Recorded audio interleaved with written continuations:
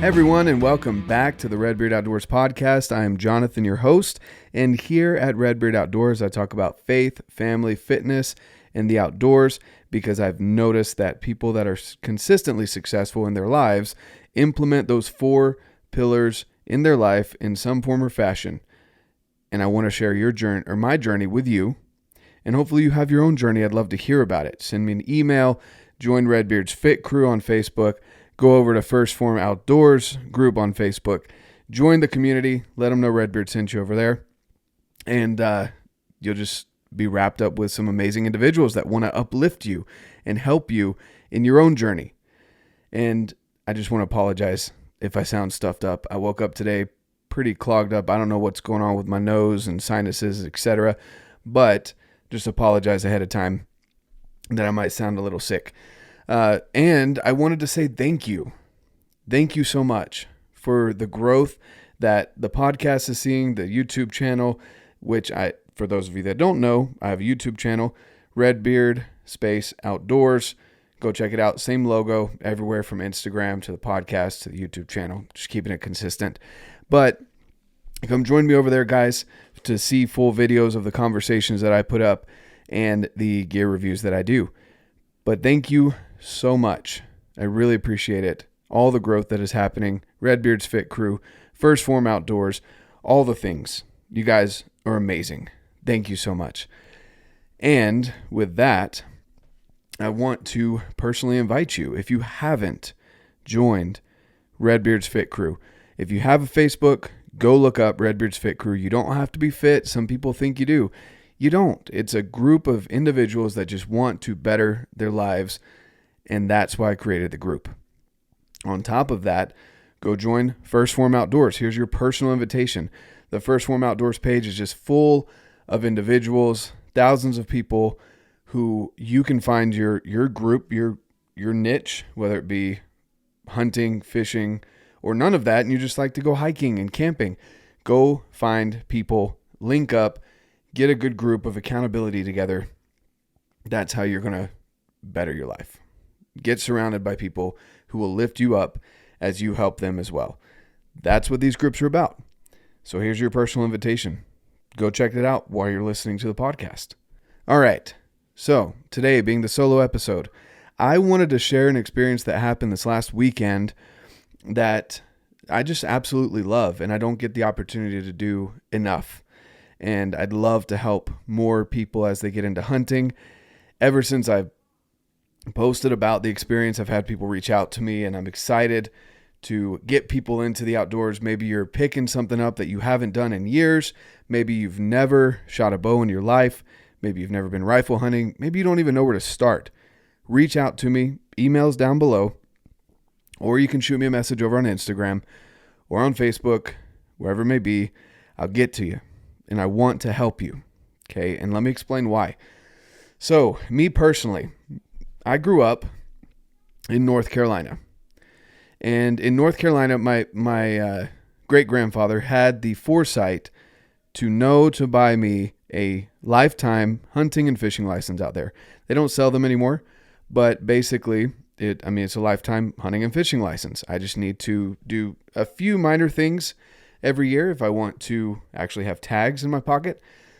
But he had that foresight, and I'm so very grateful for him. He was an avid outdoorsman. Unfortunately, I never got to know him, but he bought it for me when I was born. And so I grew up in the outdoors, doing scouting, Boy Scouts. I became an Eagle Scout. I went camping with my family pretty frequently. I loved fishing. I never really got into hunting because I just didn't feel like rifle hunting out of a blind. For me, it wasn't for me. For some people, it is. That's awesome. No judgment. But it just wasn't for me. So I stuck to fishing until I came out to Utah. And so I came out to Utah, went to school for a year, went and served an LDS mission. For those of you that don't know that, you might know them as Mormons. I am a member of the Church of Jesus Christ of Latter-day Saints. I went down to Mexico for 2 years, served a mission, came back, and as I was finishing up school, got married to someone from here in Bountiful. And we were kind of on the verge of discussing moving back to North Carolina. Like we had some pretty serious plans that I was going to get into school out there for a graduate program that I wanted to do. And we were going to move to North Carolina.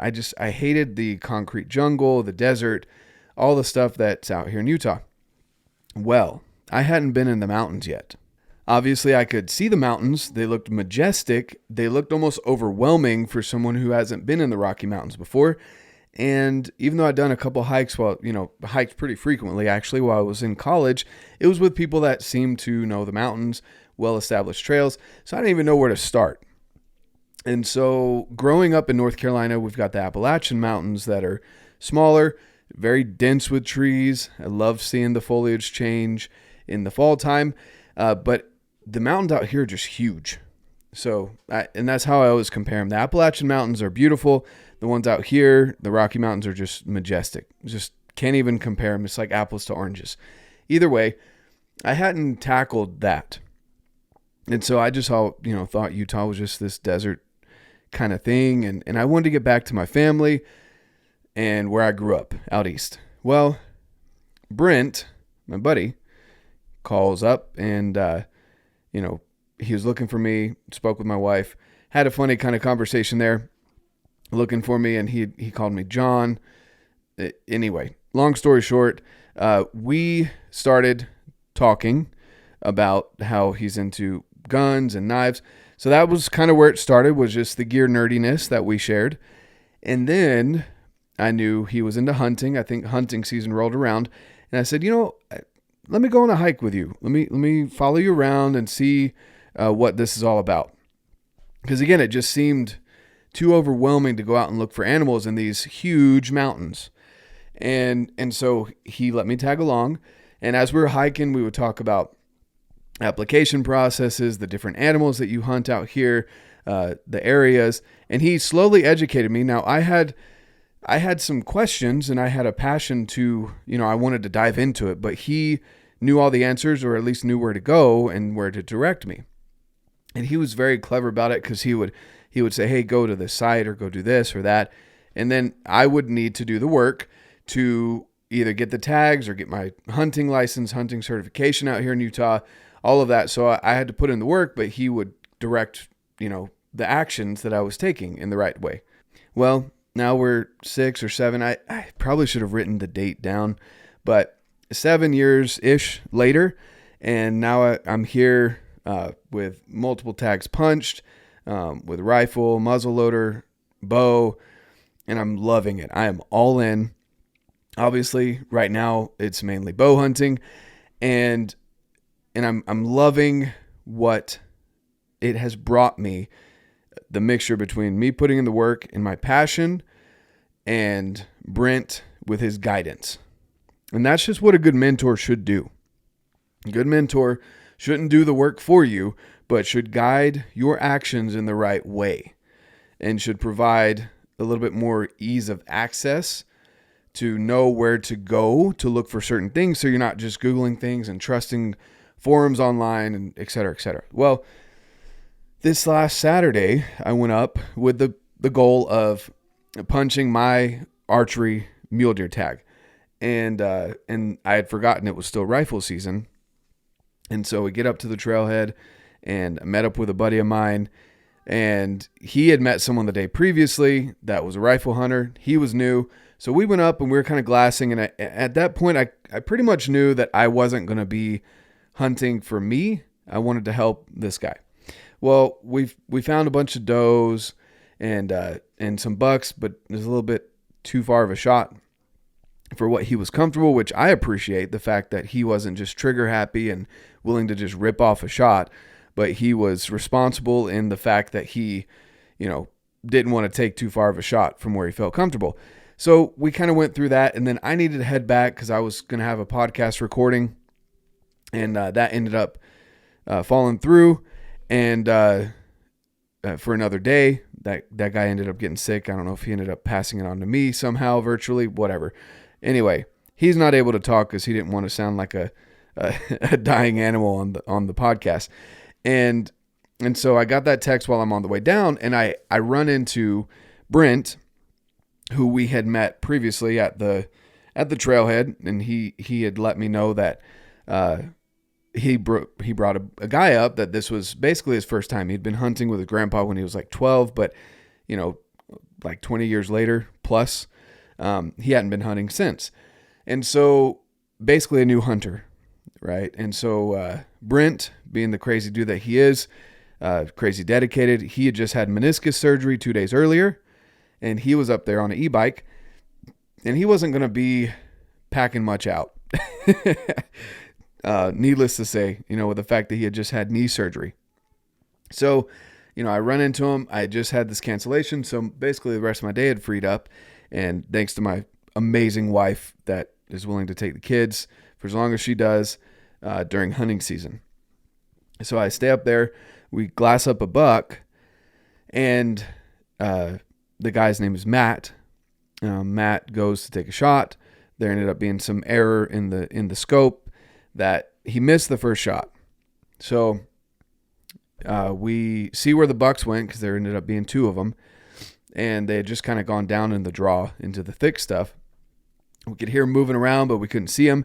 So we waited them out for a little bit, and we're sitting there glassing, and Matt goes off to get a better prone position for when these bucks come out, because we knew they wouldn't come out a certain way, because there's normal human traffic over there, and they would stay away from the biking trail. And so we knew they would go back up this one side of the hill. And so we're waiting, we're glassing, kind of chatting with Matt a little bit. And then he goes off to get a better prone position. And Brent and I end up glassing up the bucks as they're coming out the thick stuff. So the first buck comes out. He was a little bit nicer. They're both young bucks. They were both forkies. Comes out. We stop him doing the meh sound across the draw. And Matt wasn't quite set up, which again, I 100% respect the fact that if you're not ready, you're not just flinging lead. Okay. And so he wasn't quite ready for that. We didn't know it because we had kind of lost sight of Matt. And so we stopped the buck again. And then he trots off into the trees a little bit up the hill. And then the second one comes up and we're like, oh man, we really hope he's ready. And we stop him again, perfectly broadside, and then no shot fires off. We're like, oh man. And like, I'm thinking, man, I need to run over there, tell Matt, hey, look, the bucks are coming out. And so then we stop the buck one more time. He was a little bit kind of hard quartered away, and he looks back, and then we see him, we hear the shot.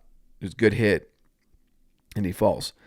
So, we meet back up with Matt, because again, he's just right around the hill, just kind of had side hill a little bit to get a better shooting position. And he was excited. And it reminded me of the time when, I'd gotten my first buck. And at the time that I got my first buck, I didn't have anyone else around me to celebrate with, but I made a phone call to Brent, because again, he had been my mentor throughout the whole process. And so it was cool to see Matt, the new hunter, get excited and to know that he had punched his tag and that he had downed a deer. So, Brent gets back to his e-bike, rides around, and Matt and I head down to where the deer is, and we kind of get it set up. I get the video, of him walking up on the buck, and it was just cool to see, because he was kind of speechless. He was not sure exactly what to do, and you could see all the emotions of, he had just taken the deer's life, but he was excited because he punched his tag. It was a good rifle shot. He was excited, just excited and humbled all at the same time. And it was just awesome to see those emotions, get the pictures, and then for him to be like, okay, I don't know how to do this, when it comes to field dressing. So, Brent gets over and kind of shows him what he needs to do and kind of walks him through it.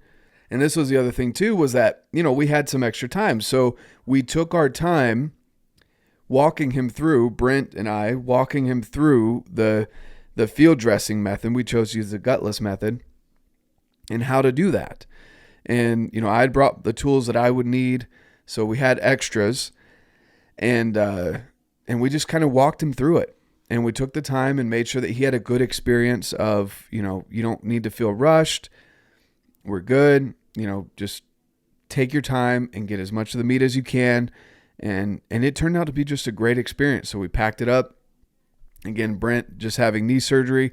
I didn't let him take anything he was willing to. He was going to walk it right down to the bike and bike it out. But, between Matt and me, we got the deer out. And it was about a 2.5 mile hike back to the trucks. And we were able to chat the entire time. And it was cool to hear Matt's story of how it was very similar to mine, where Brent had, kind of steered him in the right direction, but didn't do the work for him. And that was just awesome to see that he was willing to put the work in and to do what he needed to do to get that tag punched. And so I just wanted to reiterate that it is important to share our passions of the outdoors with others and do so in a way that we are educating them, having a good time. And you're not always going to punch the tag with a new hunter, but again, not being rushed, being willing to explain different things, why you do things a certain way. And understanding that, there's certain, even terminology, when we were walking out, there were certain things I was saying like deadfall and other things that we were talking about that I paused and I'm like, not to be rude, but do you know what this terminology means? And most of the time Matt was like, no, I don't. And so I was able to explain that. So being conscientious of the fact that you're, decades, or like me, 6 or 7 years of experience and being out in the outdoors, you need to be willing to explain it to the new hunter in a way that's not demeaning, but also is educational, and they're learning something new. So they're soaking all this stuff in that you're teaching them. Excuse me. So it reminded me of my experience to where, I put in the work. Brent directed me in the right direction as to where to go. As a mentor, whether that be with fitness, nutrition, with the outdoors, have patience and don't do the work for the other person, because they won't learn. They won't have the great experience that, in this case, Matt had, where he was able to get his hands field dressing, learning the techniques. He probably only soaked up a quarter of what we talked about, but he'll remember that he did it. He'll be able to say that that was him, his work put in to get that tag punched and then to get that meat on the table back at home. So for all of those reasons, I just want to reach out to you guys. Most of the people out there, I'm assuming, are experienced hunters, anglers, people that have been out in the outdoors for an extended period of time. Remember that you need to share your passions with others in a way that is fun, exciting, and educational, because people want to learn. And even though they may not soak it up this time, they're going to remember that you allowed them to be a part of the experience, whatever it may be. Invite people. There's going to be people out there that aren't going to ask for an invitation, but may be interested. And what's the worst that they can say is, no, I'm good. I don't want to go right now, right? And that's fine. But be willing to share with others. Be willing to make it fun. Be willing to educate them and help others. Be a good mentor. Being a good mentor is a good steward of hunting and conservation for our wildlife as well. But, I haven't looked into the studies necessarily, but supposedly the number of hunters is diminishing. And as people are getting older and getting out of hunting, maybe they haven't passed it on, or their kids didn't want to get into the outdoors and hunting. So they're having to deal with that, the fact that, well, they're getting old. They don't want to be, they're quote unquote retiring from hunting. And so we're losing more people than we're gaining. That shouldn't be the case. We don't want to lose ground. If anything, we want to hold our ground and gain more ground, bring people into the outdoors, help people understand why we hunt, how that has to do with conservation, or even why we want the meat on our tables, why we want that red gold that we get from punching a tag. why we enjoy being outside so much, even if we don't punch a tag. And for me, the experience of helping Matt was greater on that Saturday than if I had punched my own tag with that buck. And that's what it's all about, guys. That's what it's all about. Helping others, bringing people in to the community of the outdoors and sharing our passions with others. So I just want to share that story with you guys. Remind you guys out there that maybe are experienced hunters or outdoorsmen that you should invite people, even if they say no, let them know that they are wanted, that we want to share with them our passions. Bow hunting, rifle hunting, shooting your guns, messing with knives, bushcraft, camping, hiking, backpacking, photography, whatever in the outdoors. Share it with other people in a way that is fun, educational, and just a great experience overall. So with that being said, guys, thank you so much again for tuning in. I really appreciate it. And of course, go check out RedBeard's Fit Crew. I'd love to have you over there, guys. We're doing a November step challenge. I want you over there as part of that challenge. And join First Phorm Outdoors on Facebook as well. Again, guys, the links are down below, so you don't have to look them up if you don't want to. Just go click the link, join the group, let them know RedBeard sent you. Love to have you over there. We'll see you over there, guys, and hope you have a great rest of your week. And of course, get out, live your life, and love it.